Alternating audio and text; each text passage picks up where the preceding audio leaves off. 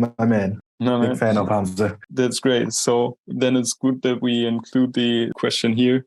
So he asked about monetization strategies, and I think that's where this fits in. So what are other monetization strategies?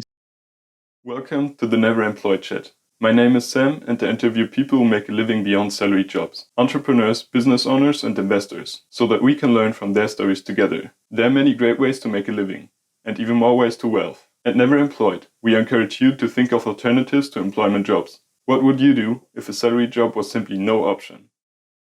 It's quite an up and down story, because when I first started with online marketing, I didn't know anything. I think that's the same experience for a lot of people.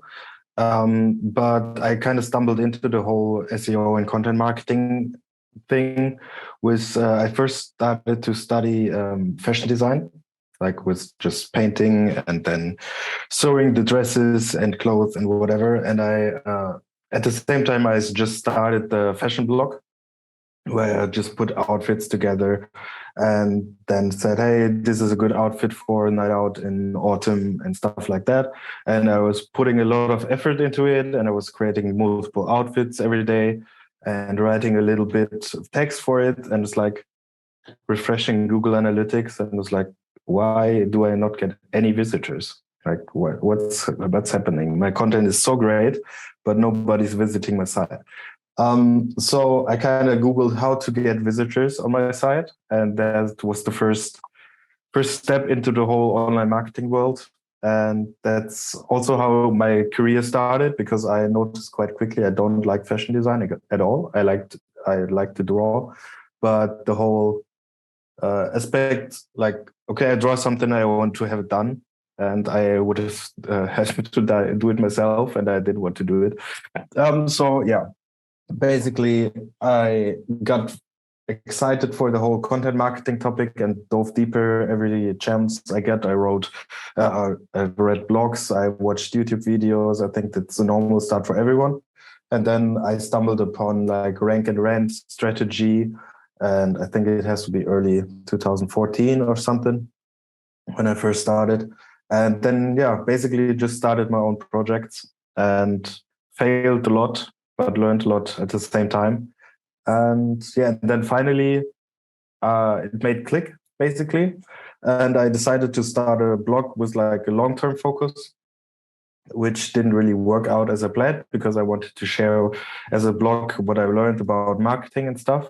But then quickly pivoted to something completely different, because I discovered the Pinterest traffic strategy.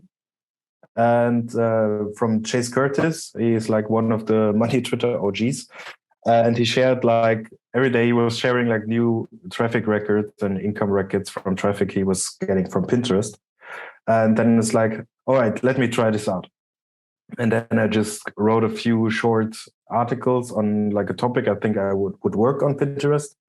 And then like immediately I got hundreds of visitors to my site from Pinterest. I was like, okay, this seems to work. And then just doubled down on that. And I picked my niche there. It's like dating tips for women and stuff like that, and motivational quotes, stuff like that. Very, very fluff topics, to be honest, but it worked well. And yeah, at the peak, the site had like 30 to 40,000 visitors a day, which was crazy. And I only had Adsense on this site by then. It's like, all right, this kind of works, this whole make money online thing. And yeah, then I developed my own product, like an ebook fitting to the niche. Did email marketing a lot, like collected email addresses. Also, like I just optimized everything, like every day, publishing every day, like putting out content every day. And was, it was a very, very busy time. I still had my day job at this time, and I always did it as a side hustle, because with German taxes and stuff, even if I was like making 100, 200 bucks a day, after taxes, it's it's barely enough to live in the city. So I still kept my job.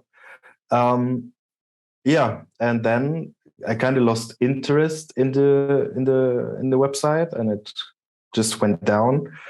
my interest, and also like the traffic went up actually, like, but it was just like the effects I did from a few months work earlier.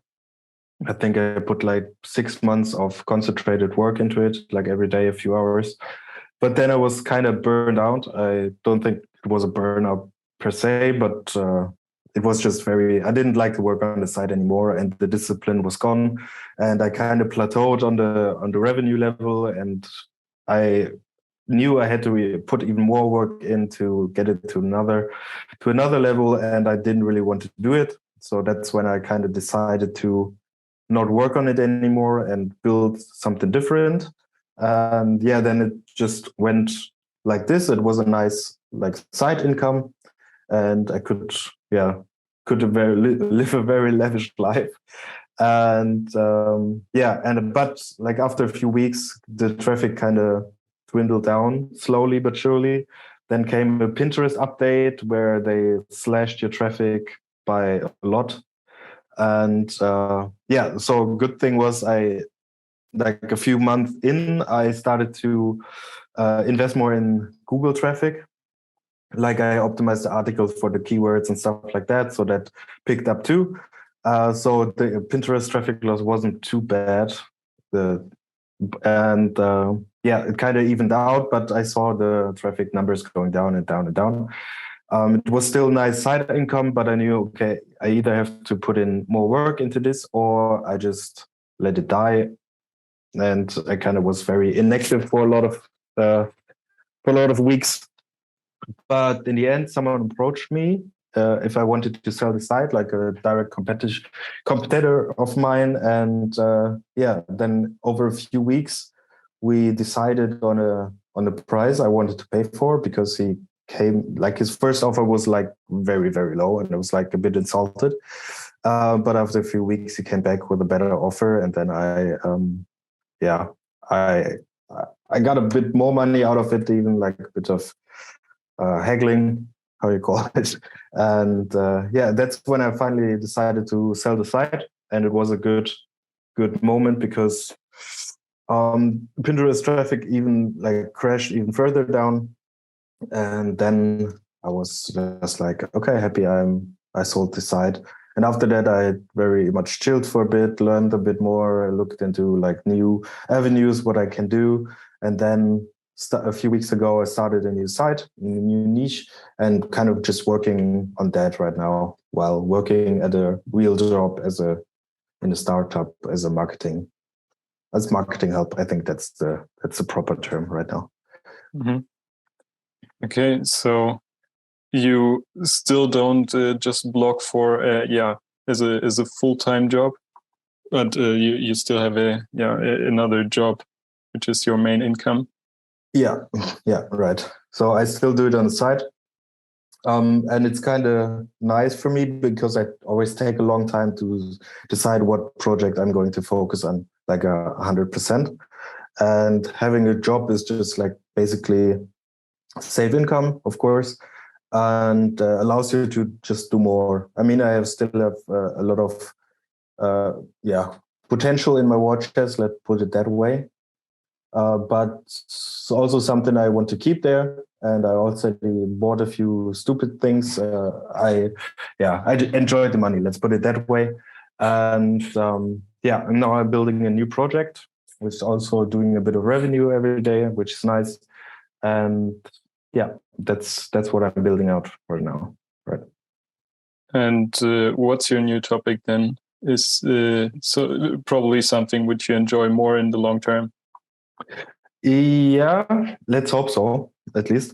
But it's in a broad niche. I can't tell you the broad niche. It's in the spirituality niche, because I found, like, by accident, I'm kind of interested in this topic, not by going like super deep into it, but like I think it's interesting. Like someone finds history interesting, but and that's why I decided on this topic, because I saw a lot of potential in there in different sub niches, and that's what I'm going for. Also, again, in the German market, I wanted to have a twin site in the English-speaking market, but right now it's very difficult to do proper time management. Okay. So would you say that you write for your blog every day or work in some sense for it every day, or how is your general schedule? I would say I do a little bit every day, just like maintenance, checking on it, of course, like ranking drops, potential, like new keywords found, where can I optimize, stuff like that. But for articles, I work in sprints mostly. So I order like 30 articles, get them for the site, and then publish them, edit them, put them live, see how they perform to the next batch a few weeks after. That's my go-to strategy right now because that allows me to scale quite well, like in a planned, because you can like it's like a step, and you can also always see the traffic steps, or in Ahrefs the visibility, and it goes up and up and up, and it's quite a good way. And then I know what topics work well and what doesn't work so well and stuff like that. So that's my common strategy right now. You said you order articles. Does it mean you have kind of ghostwriters who write articles for you and then you edit them so that they work best for SEO purposes? Yes. So what I do is for my articles, I have a mixture of like freelancers, but also like those texting or content agencies, and also like free texting. How do you call it? Like those content houses. I think Text Broker, for example, where you can just or say this is the content I need, and someone will write it to you, write it for you, and you don't really know who's going to write it, but you can hope, or like 8 out of 10 times the quality is all right, I would say. But since I'm very perfectionist, I edit a lot and I add a lot and I rewrite a lot.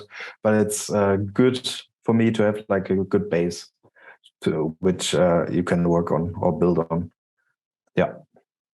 And is this also what you did for your first blog, or did you create your first blog completely on your own? The first blog, since I had zero spending money to do, I literally got up at 7 in the morning. I knew I had to be at my job at 10. I got up at 7, did a coffee, sat in front of the laptop, and just did my list of keywords I had to provide or I had to write for. And then I just banged out 1 article, 2 articles if I felt good, did the Pinterest images, did a few like engagement images, like quote pictures, 20, I think almost 20 every day. Like when I first fell in love with Canva, because it helped so much. And and then I just went to my job, and in the evening I did a bit more, like did internal links, checked which articles needed updating, which needed new Pinterest images and stuff like that. And but basically I think I did 99% myself. I started to outsource when I knew, okay, I'm making this amount of money each day, so I can spend it on articles. That's when that's when I started to outsource the articles, but it was only in the final stretch. And for most of the time I did myself and created the articles myself. And it was fun, but it was super, super busy. In general, this sounds like a really interesting transition from your first business to your new kind of business, because while creating your first blog sounded more like a self-employed business, while you're now more working like a business owner, in the sense that you outsource and delegate way more so that you can focus on the more essential or more creative parts. Yeah, for sure. Yeah, that's something that's super nice, because when I first started, or when you first started in general, you have to do a lot of stuff yourself because you have no budget to spend on anyone.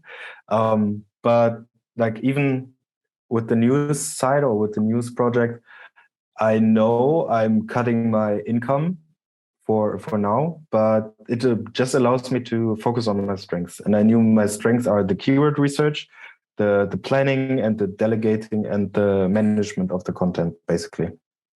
And that's what I focus on, and it works better for me, for sure. But yeah, if you love to write, I mean, you can still write, right? And I like writing, but I don't like it that much that I just fill my evenings with it. So I just edit. I like to edit more than to write. Yeah, then I think it's very reasonable to find some kind of work which appeals more to you. Yeah, let me include some questions from the folks on Twitter. So I don't know exactly how to pronounce the name, but Isil, I would say, asked how is the timeline for building, I think a blog from scratch, and at which point would you start link building, and what kind of foundational link building is better? Yeah, so I never really been big on link building. I think I said it somewhere or I tweeted somewhere that I'm just mainly focused on those foundational links, which basically just means set up your social media profiles and post on there sometimes, but don't get lost. Because I also did like try to, okay, I write this blog and then now I had the Pinterest account. And then I should also probably start an Instagram account and maybe even YouTube could be possible to also make. But I tried all of that, but nothing really worked out because I split my attention on too many things. And so I just focused on blog, the SEO part, and Pinterest account, but I had like all the social media accounts locked in. So if I ever wanted to do it properly, I could just start. And I think it's like super important for brand recognition and also like for your users in first idea for the users. If they like your brand so much that they also want to follow you on Instagram, you should have an Instagram profile at least, even if you post on there just once a week or once a month or whatever. But just having it is also nice, and you also get a link from Instagram, even if everybody has this link, but it doesn't matter because I don't see link building as like a tool to get ahead. That's probably wrong, but I see it more as a brand building. Like what would a real brand do? Just thinking that way, because I see my pages or project as brands I'm trying to establish, and a real brand has a Instagram profile, Facebook profile, even a LinkedIn profile, probably stuff like that. Okay. So, I mean, I just asked this question from Twitter, but actually I don't know very much about the science behind it or the strategies behind it myself. But this sounds like you use backlinks from very popular websites, as you said, like Pinterest or YouTube or Instagram, and basically link from there to your blog so that you get traffic from there. Is that the general idea? Yeah, it's not really a traffic thing, to be honest, because the whole meta universe, like Instagram and Facebook and whatever, they don't really like to send traffic away from the platforms. And you really have to hustle on those platforms to generate proper traffic from there, which I never really liked. So what I focus on is just getting visitors through content. So be it over Google or Bing or whatever. But with the project I sold, I never really built links actively, but through the shareable assets, let's put it that way, with creating a shareable asset, for example, in this case, it was the quote images. I picked up a lot of links from like bloggers or other sites that hosted images and stuff like that. Weren't the best links by far, but I think when I sold it, it has a DR of 30 without building any links myself, except the foundational links, and I think that's quite all right. For my newest side project, which is not the project in the spirituality niche, I'm actually want to create links, and we'll go a different strategy because will be more difficult to have those linkable assets. But let's say you want to have an article or a backlink from a zoo in your city. Maybe that makes sense for you. How about you write an article just for this zoo on this website and say, hey, we saw you have a new elephant and we have a new article where we mention your elephant or something like that. And that's the route I want to go on with the new site or with the new fund project I have in mind. And yeah, so basically guest posting, but turned around. But in the end, it was just like, always hope my content is good enough so it attracts links by itself. It kind of worked for me, but I was never in this like hyper competitive niches where you have to build links actively. And I think link building is super important if you want to go to another level. I think for my other level with the site I sold, which plateaued, I would have had to build more links to it to just like beat up the big competitors. You built online courses for your first blog. Here's Hamze on Twitter who asks for huh? My man. No, big fan of Hamze. That's great. So then it's good that we include the question here. So he asks about monetization strategies, and I think that's where this fits in. So what are other monetization strategies? Yeah, I think ads is the easiest monetization strategy, and it can be enough. I think on Money Twitter we have enough examples where people are making a fortune with ads. But in Germany, where I'm based and where my sites are based, the ad rates are kind of shit. They are getting better, but they're still bad compared to the English-speaking world. So I made decent money with ads just on my side, but I was not happy with the fluctuation of ads. Like end of the month means ad rates are going down, or end of quarter, it's like a quarter of what you make in the first time of the quarter, stuff like that. It's like I wasn't very happy that I had no control over the money I was going to make. Just the only control I had, just get more traffic. But I wasn't really happy with that. But of course, I took it. Then I thought about, okay, what's something that I could do? And my first thought was affiliate stuff. And I did a bit of that with just Amazon affiliates. But that didn't really convert that well with the audience I had because there were no really fitting products for it. And I really couldn't figure like product affiliate. I couldn't figure it out. Then I was like looking into, okay, are there info courses or whatever I could sell to my audience?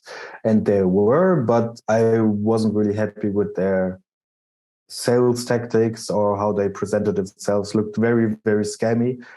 And since I had a very high, so the perfectionist, mindset was going in. It's like, I don't want to send traffic from a beautiful site to their trash offer. And then I was basically looking, okay, then I just create the product myself.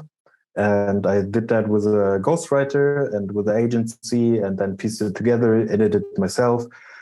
And just then I had my cool ebook and I just put it online, and I got a few sales every week, which was nice. But I was getting 20,000 visitors a day, but not nearly enough sales for this number. Mm-hmm. So I was thinking, okay, how can I convert this better? And then what I did is like, okay, let me warm up my audience with just emails. Then I started to collect emails and send them a daily email. Basically, I had a warm-up sequence about 7 days. 7 days, you would get an email from me every day.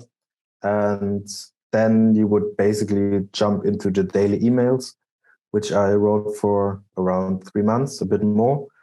But I basically used the Seinfeld technique. I don't know if you ever heard of it, but it's basically because writing an email every day is kind of difficult. Because someday you're just, okay, I shared every knowledge or tips I have on this topic. What else can I write about? And the Seinfeld technique is basically where you take something that happened to you this day or this week or whatever, and then just build a story out of it, and then somehow tie it to your offer. And I got quite good at it. So I just told my audience what I did that day, that I helped a friend move and what I learned and how you can apply it to your dating life or whatever. And then just, by the way, you can also get my ebook if you want to learn more. So that's what I did for 3 months approximately. And then I had an email sequence of 100 emails. And then it was like, okay, it's enough. And then basically everybody who joined my email list would get 100 emails. And I thought, okay, if they don't have if they not have bought the ebook after 100 emails, they will never buy. That was my thinking there. So then I just stopped, and it's also coincided with the burnout, in air quotes, part. But that went very well. So building an email list is something I recommend everybody doing from the start. I can also share a tip that increased my opt-in rate by 4x, which is basically create a lead magnet. And then instead of just asking someone, hey, do you want to download this lead magnet? Or a bit more copywriting in there maybe. But I just did a quiz, test your knowledge on this topic. And then to get the results and the lead magnet, you had to opt in. And I was kind of worried that the email quality was going down, and it did a bit, to be honest, but not that significantly. So it was still very much a plus. So I would still think 90% of the people who opted in were valuable email members. And I think I got the email list up to 20K, but I also cleaned it out a lot. If someone hasn't opened the email in 7 days, I think I kicked them from the email list. So it was a very engaged email list, and I got feedback from it almost every day, people thanking me, giving me questions, giving me feedback, stuff like that. And yeah, it was a great experience. I built a small community there almost. And yeah, that was pretty nice. This sounds really cool, and actually also quite fun to be in a relationship with so many people and to connect with so many people. For sure, yeah. Yeah, so do you have any other tip for people who are just starting to build their blog? Or some maybe also for other people who are building some kind of business brand or whatever to drive traffic, to use what you learned to improve their brands? Yeah, patience for sure. I mean, sometimes you get a lucky shot, like I did with Pinterest, where you find something that just works and works quite fast. But with all my other projects, or the projects I'm building now, even I did the how did I call it? Side swap, or the side swap, which is my pin thread. It kind of takes a lot of time to get significant traction in this game. But if you build something up and you stay at it and you work on it every day or every month, just don't forget about it and just keep improving, keep publishing. Chances are you're quite well headed for success. Just if you just keep it up. I mean, if you look at compare it to podcasts or YouTube or whatever, rarely your first YouTube video or first podcast will be downloaded 1,000 times or watched 1,000 times even. And it takes time to build up an audience. And even with SEO. But if you take it seriously and you're not in an insanely competitive niche, you should get some kind of traction after a few weeks, and then just keep it up from there. I think it's super important because you always obsess about your visitor numbers, and then you have now I have 100 visits a week, but this guy on Twitter has 10,000 visits a day, and he's making so much more money than me, and I never get there. It can be quite frustrating, actually. But yeah, what I would recommend is just focus on your own page. Maybe even take a break from Twitter if that's something that demotivates you. You have to be honest with yourself there, and just focus on what you're good at, basically. and just focus on getting your site better and better and producing content and doing keyword research. Even like in the beginning, it's super difficult to get from 0 to 1. But if you can get from 0 to 1, it's easy to go from 1 to 10. And then from, I don't need to continue that. But even like the biggest site started with 0 visitors. And that's something to keep in mind. Yeah. Also, like if you get one successful project, it's way easier to start another successful project because you can use the traffic you already have, maybe even use your email list. And or maybe you've built a personal brand and want to build it to a blog or the other way around. That's like when you first got the thing that works you got it working, it's easier to expand from there. But you should focus on getting one thing to work instead of 10 things to work. That's also something I learned because like I said, I started a lot of different projects and I took none of them like real seriously. I worked on it in 2 weeks and I didn't have success. And I was like, okay, scratch that. I'm starting a new project. And yesterday I found like a super detailed article about a medical procedure, which I was trying to rank and rent for. This is a proper article. And if I would have just worked on that, I think I had a very successful site by now, but I let it die. So, yeah. Okay. Yeah. Hey, thank you so much for so many very helpful tips. I hope that many people will follow your tips and will become successful that way. Thank you.